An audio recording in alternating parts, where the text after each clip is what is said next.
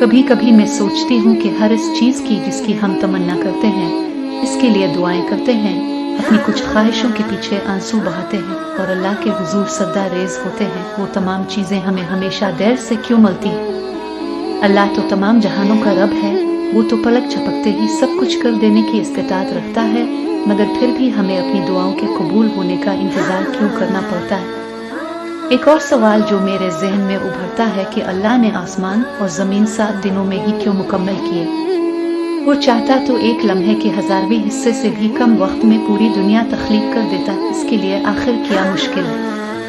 मगर वो हमें ये बताना चाहता है कि हर मंजिल पर पहुंचने से पहले सफ़र होता है।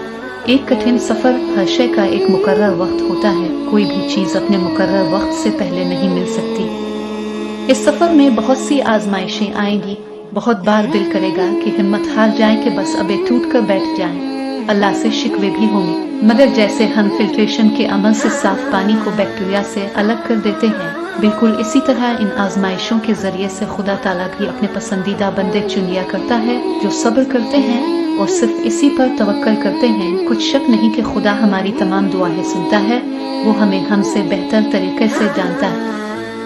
बाज़ औक़ात जिस चीज़ को हम शिद्दत से चाहते हैं और उसके लिए गिड़गिड़ा कर अल्लाह से दुआ मांगते हैं, वो हमारे लिए नुकसानदेह होती है, मगर इस वक्त हम अपने कलील इल्म की वजह से जान नहीं पाते। दरअसल अल्लाह ही तो वो ज़ात है जो कभी भी अपने बंदे को खाली हाथ नहीं लौटाता, और वही इस बात से बखूबी वाकिफ है कि अपने बंदे को कब और किस तरह से अता करना है। अल्लाह ताला अपने बंदों की दुआओं को 3 तरीके से कबूल करता है।